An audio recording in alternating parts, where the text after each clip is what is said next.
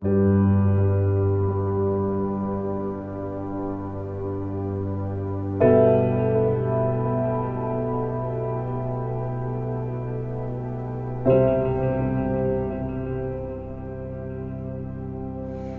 de algunas instituciones de educación formal, como nuestras escuelas, institutos y universidades, aún se pueden observar discursos tradicionales que ofrecen conceptos privilegiados del cuerpo y estereotipos culturales preestablecidos.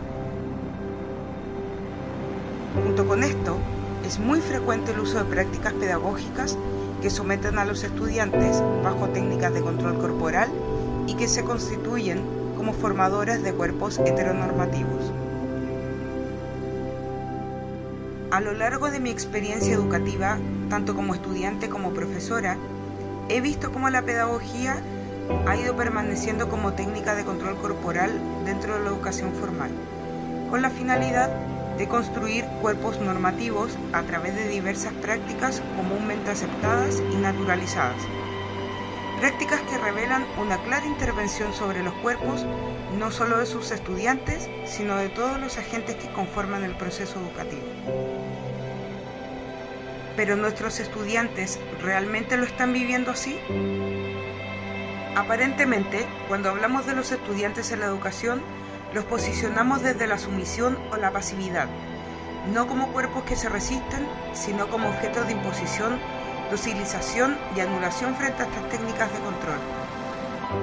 Sin embargo, si bien no podemos negar que todavía estas prácticas están más presentes de lo que quisiéramos, al mismo tiempo, estos cuerpos también actúan como espacios de resistencia y contestación, sin olvidar que muchos de ellos deciden mantenerse en su zona de confort o cohabitar en terrenos de resistencias continuas a través de diversos ritos, produciendo fracturas frente a lo cotidiano, a la rutina y sobre todo restaurando los vínculos sociales preexistentes.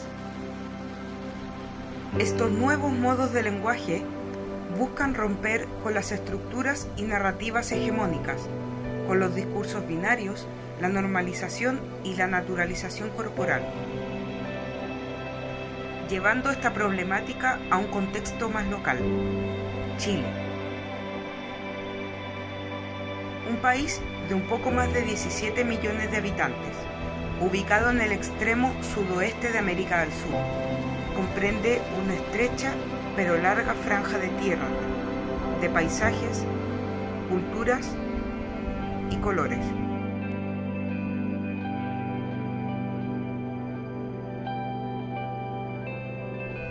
Actualmente se encuentra implantado por un sistema educativo que se caracteriza por ser segregador y que sigue una lógica mercantil, marcada por un excesivo lucro en la educación.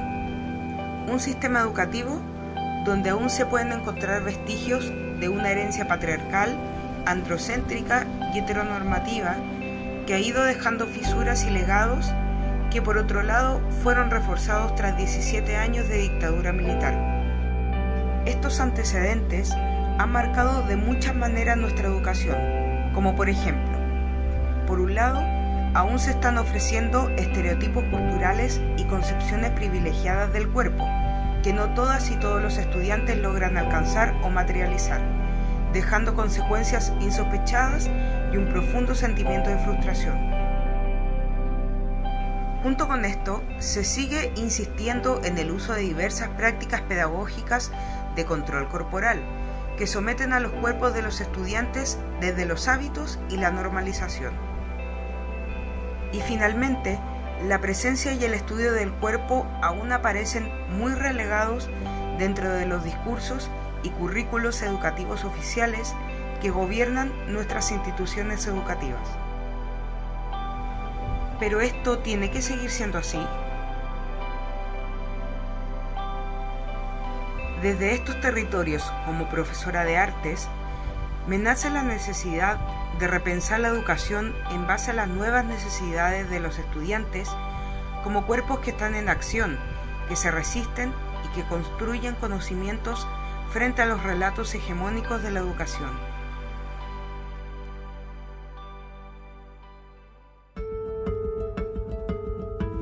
Para esto decidí enfocarme en la formación docente universitaria y conocer desde ahí de qué manera un grupo de profesores y profesoras de artes visuales en formación van construyendo sus corporeidades y acciones performativas a partir de las diversas prácticas y discursos pedagógicos que se emplean en su proceso educativo.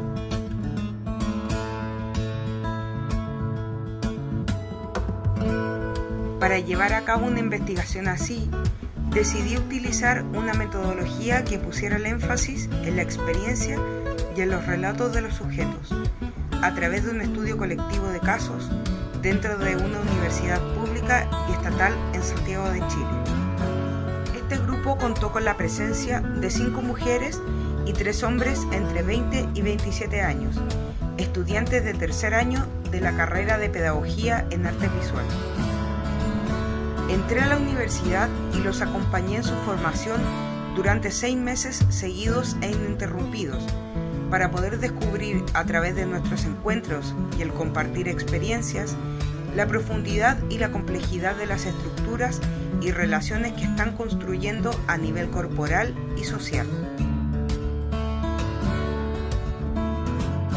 Siempre me acomoda las situaciones, me molesten o no, y creo que eso podría ayudarme al momento de desarrollar mi proyecto corporal, de plasmarlo tal vez en la manera en que yo me muevo. Me cuesta en ocasiones salirme de la estructura que hay en una sala de clases, pero tal vez si la cambiáramos como está acá, me siento mucho más cómoda y no me cuesta adaptarme, pero me cuesta a mí originar ese cambio. Como un cuerpo sin fin, como cíclico, que tiene como raíz o ramificación. Como el cuerpo que constantemente se está construyendo, está bien, está mal, trata de estar siempre en equilibrio, lucha con ese equilibrio. El tema de los elementos de los que estamos conformados, el agua, aire, tierra y fuego. Durante la recogida de datos, utilicé diversos métodos como el diario de campo, observaciones directas, entrevistas de desarrollo, focus group y recogida de documentación.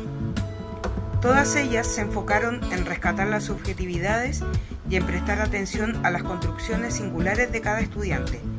Para esto, las discusiones se centraron en establecer relaciones entre el problema de estudio y las vivencias de escuela y universidad desde los contextos específicos que marcaban su desarrollo tanto personal como educativo.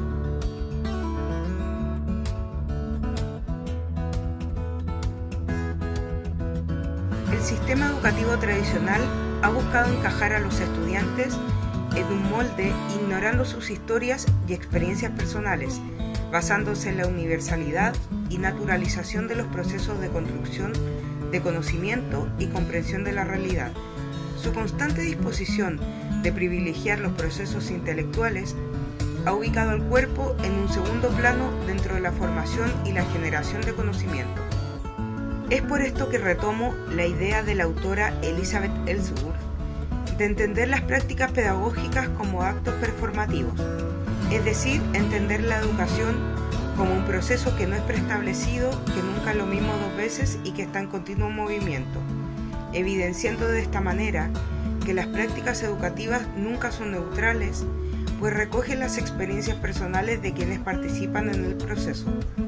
Esto le otorga un carácter edificativo a la educación y a nuestro rol como docentes. Por otro lado, este rasgo performativo de la educación exige una metodología participativa que tenga en cuenta la sensibilidad y la presencia de los cuerpos de los sujetos en acción, donde tanto los estudiantes como profesores se conviertan en constructores de sus corporeidades. Además, el sentido de prohibición y obligación deben quedar fuera, desplazando la idea tradicional del profesor como dueño de verdades absolutas, mientras el alumno se encuentra en un estado subordinado. Finalmente, requiere también tener en cuenta la propia historia y experiencia de los sujetos pedagógicos. Es justamente desde estos otros modos de aproximarse a la realidad, al conocimiento y al cuerpo como construcciones sociales, desde donde podemos visibilizar el funcionamiento de los mecanismos de poder en la educación. redefinir el rol de la subjetividad y la experiencia en el proceso educativo y pensar nuestras prácticas pedagógicas como modos de generar resistencias frente a las narrativas hegemónicas y a las prácticas dominantes. En definitiva, se hace necesario contar otras historias que muestren cómo la educación puede ser llevada a cabo desde otros valores y con otra finalidad, y cómo los docentes pueden ejercer su papel desde otras posiciones y escenarios que no pasen por el adiestramiento y la repetición.